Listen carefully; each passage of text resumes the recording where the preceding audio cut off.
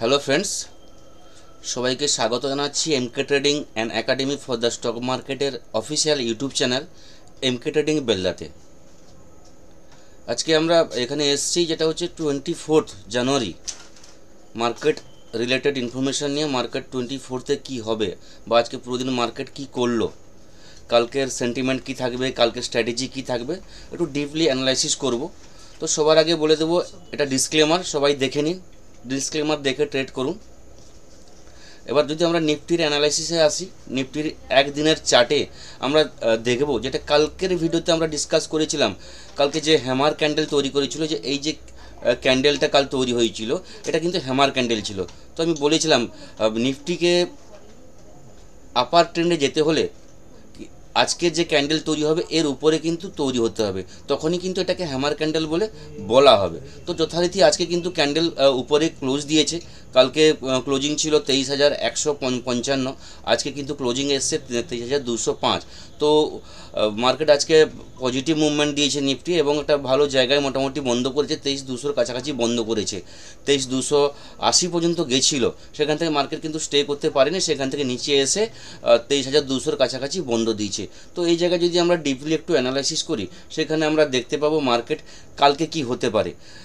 কালকে যদি আমরা দেখি বা যদি আমরা ছোটো ছোটো চার্টে আমরা দেখতে যাই, তাহলে আমরা দেখব 15 মিনিটে যদি আমরা চার্টে দেখি, তাহলে আমরা একটা ভালো জিনিস দেখতে পাবো যে মার্কেট যে লেভেল আমি বলেছিলাম যে কয়েকদিন ধরে মার্কেট 23,150-এর লেভেলটা, যেটা আমাদের কাছে একটা বড় রেজিস্ট্যান্স ছিল, আজকে কিন্তু সেই রেজিস্ট্যান্সের জায়গাটাকে, এই যে জায়গাটা, এক মিনিট, মার্কেটে যে বলেছিলাম যে 23,150-এর যে লেভেলটা, যে এই যে জায়গাটা আমাদের কাছে এর আগে কিন্তু একটা রেজিস্ট্যান্স ছিল। এই রেজিস্ট্যান্স ব্রেক করা আমাদের প্রথমেই নিফটির কাছে একটা বড় চ্যালেঞ্জ ছিল, যেটা আজকে কিন্তু অনায়াসে এটাকে ব্রেক করেছে এবং ব্রেক করে তার উপরেই স্টে করেছে। কিন্তু এই 23,150 এখন আমাদের কাছে সাপোর্ট দাঁড়িয়ে গেছে, এবং সাপোর্টের একটু উপরে মার্কেট আজকে ক্লোজিং দিয়েছে। তো কালকের জন্য আমাদের যে ভিউ হবে, এটা আমাদের কাছে কালকের জন্য সাপোর্ট থাকবে 23,150, এটা কিন্তু সাপোর্ট থাকবে। তো এইখানে যদি মার্কেট কালকে ওপেন হয় এবং এখান থেকে যদি মার্কেট আস্তে করে এখান থেকে বুস্ট নিয়ে মার্কেট যদি এখান থেকে আপ র্যালি দেওয়ার চেষ্টা করে, তাহলে কিন্তু প্রথমে ওকে 260 যে লেভেল, আজকের যে হাই, এই হাই কিন্তু তাকে ক্রস করতে হবে। এই হাই ক্রস করে যদি মার্কেট দাঁড়িয়ে যায়, তাহলে কিন্তু আমরা কালকে 23,350 যে লেভেলটা আমি বলেছিলাম, এই লেভেলটা কিন্তু আমরা দেখতে পাবো। এটা হচ্ছে কালকের জন্য 23,350। তো যদি 23,350 লেভেলে মার্কেট স্টে করতে পারে, তাহলে 23,450, 23,500 এই লেভেলগুলো কিন্তু আমাদের কাছে পরপর কিন্তু দেখতে পাবো। মার্কেট কিন্তু এই কয়েকদিন, বাজেটের আগে এই কয়েকদিন কিন্তু ডিপ অন বাই মার্কেট থাকবে। আমি কালকেও বলেছিলাম মার্কেট কিন্তু যা সেন্টিমেন্ট আছে বা সামনে বড় ইভেন্ট আছে, এই কারণে কিন্তু মার্কেট ডিপ অন বাই থাকবে। মার্কেটে বড় ফল কিন্তু আমরা এই মুহূর্তে বাজেটের আগে, আমার যেটা মনে হচ্ছে বা আমার ভিউতে দেখতে পাবেন না।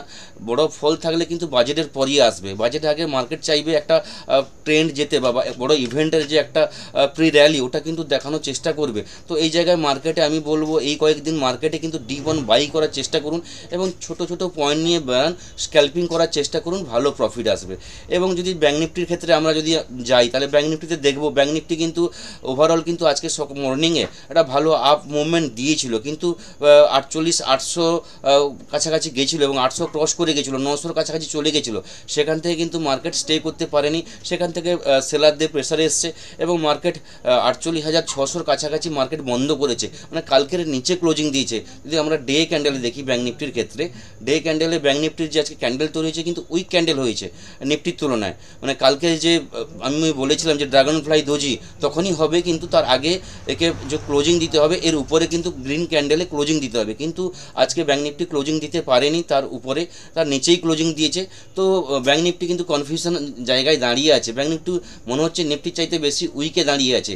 তো সেই জায়গায় যদি আমরা ব্যাঙ্ক নিফটির অ্যানালাইসিস করি, ব্যাঙ্ক নিফটির কিন্তু যে সাপোর্ট রেজিস্ট্যান্স, আমি বড় ফ্রেমে একটা সাপোর্ট রেজিস্ট্যান্স দিয়েছি, যেটা আমি আগেও বলেছিলাম 49,050-র উপরে ব্যাঙ্ক নিফটিকে ক্লোজিং দিতে হবে।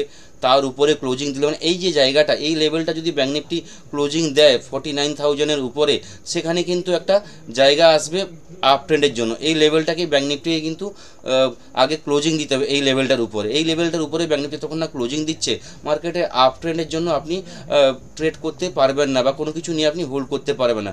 আপনি তখনই পুরোপুরি বুলিশ হবেন যতক্ষণ না ব্যাঙ্ক নিফটি 49,500 50,000-এর উপরে ক্লোজিং দিচ্ছে, ততক্ষণ পর্যন্ত আপনি পুরোপুরি কোনো কিছু হোল্ড করতে পারবেন না। তো আমি যদি ছোটো ফ্রেমে দেখি কালকে আমাদের কী মুভমেন্ট হতে পারে, কেন কালকে ফ্রাইডে আছে, উইকেন্ডের লাস্ট ডে, তো কালকে কি হতে পারে সেই জায়গায় যদি আমরা অ্যানালাইসিস করি, কালকে আমরা দেখব আমাদের ফার্স্ট যে রেজিস্ট্যান্স থাকবে ব্যাঙ্ক নিফটির কাছে 48,900, এই লেভেলটা কিন্তু আমাদের কাছে আপ ট্রেন্ডের জন্য থাকবে ফার্স্ট লেভেল। সেকেন্ড যে লেভেল থাকবে 49,000, যেটা আমি বলেছিলাম 49,050 লেভেলটা, তারপরে কিন্তু থাকবে 49,500, এই তিনটে রেজিস্ট্যান্স থাকবে। এবং যদি আমরা সাপোর্টের জন্য দেখি তাহলে আমাদের কাছে কালকের জন্য যে সাপোর্টটা মেন সাপোর্ট হবে 48,090, এটা কিন্তু কালকের কাছে আমাদের কাছে একটা বড় সাপোর্ট। তারপরের যে লেভেল থাকবে 47,900, 47,900 লেভেলটা এটা আমাদের কাছে বড় সাপোর্ট। তো ছোটো সাপোর্টের ক্ষেত্রে আমরা বলবো 48,360 এবং 48,120 বা 150 ধরে রাখতে পারেন রাউন্ড ফিগারের জন্য। এই দুটো সাপোর্ট থাকবে কালকের জন্য। ওভারঅল মার্কেটে কিন্তু বড় সেলিং আসবে না। আজকে ব্যাঙ্ক নিফটি ভালো র্যালি দিতে পারেনি, কারণটা হচ্ছে ব্যাংকিং সেক্টরে খুব একটা ভালো আজকে মুভমেন্ট হয়নি। এইচডিএফসি ব্যাঙ্ক ওভারঅল সকালে পজিটিভ ওপেন হয়েছিল, লাস্টে কিন্তু সামান্য 1 পয়েন্ট মানে 1.15 পয়েন্টের নেগেটিভে ক্লোজিং দিয়েছে। এক্সিস ব্যাঙ্ক 8 পয়েন্ট নেগেটিভে ক্লোজিং দিয়েছে। আইসিসি ব্যাঙ্ক ফ্ল্যাট পজিটিভে ক্লোজিং দিয়েছে। ওভারঅল ব্যাংকিং সেক্টরে আজকে কিন্তু ভালো মুভমেন্ট আসেনি। আজকে আইটি সেক্টর ভালো মুভমেন্ট দিয়েছে, প্রায় 900 পয়েন্টের কাছাকাছি পজিটিভ ছিল, লাস্টে প্রায় 650 এরকম কিছু পয়েন্টে আইটি সেক্টর কিন্তু পজিটিভ ক্লোজিং দিয়েছে। সেই জায়গায় আইটি নিফটি আজকে ধরে রেখেছিল মার্কেট। এবার দেখা যাক কালকে মার্কেট কি হয়। মার্কেট এখান থেকে উপরের দিকে যাওয়ার চেষ্টা করে না, এখান থেকে লো ব্রেক করে যায়। তো আমার যেটা মনে হয় মার্কেট এখান থেকে কিন্তু বড় ডাউনফল আসবে না বাজেটের আগে। চেষ্টা করুন বাজেটের আগে ডিপ অন বাই করার জন্য, কারণ মার্কেটে আমি বললাম, বারবার ধরে বলছি যে বড় ইভেন্ট আছে, বড় ইভেন্টের একটা প্রি র্যালি হয়। যারা অনেক দিন ধরে ট্রেড করছেন তো আপনারা জানেন বাজেটের আগে একটা প্রি র্যালি হয়। তো প্রি র্যালি এখনও পর্যন্ত কিন্তু স্টার্ট হয়নি। কালকে জাস্ট হালকা করে একটা পজিটিভ ক্লোজিং হয়েছিল, আজকেও নিফটি একটা পজিটিভ ক্লোজিং দিয়েছে। তার মানে এই নয় যে একটা র্যালি চলে এসছে। আমাদের কিন্তু সাবধানে ট্রেড করতে হবে যতক্ষণ না আমাদের বড় যে রেজিস্ট্যান্স ব্রেক করে উপরে যাচ্ছে, কি বড় সাপোর্ট যতক্ষণ না ব্রেক করে নিচে যাচ্ছে। তো এইসব জায়গায় ছোট ছোট পয়েন্টের জন্য ট্রেড করা খুব ভালো, স্ক্যাল্পিং করুন। তো কালকে আবার আসবো আমরা একটা উইকলি পুরো উইকের অ্যানালাইসিস নিয়ে। এই ইনফরমেশন থাকলো কালকের জন্য। পরের ভিডিওতে আপনাদের সঙ্গে আবার দেখা হবে। থ্যাংক ইউ, ধন্যবাদ।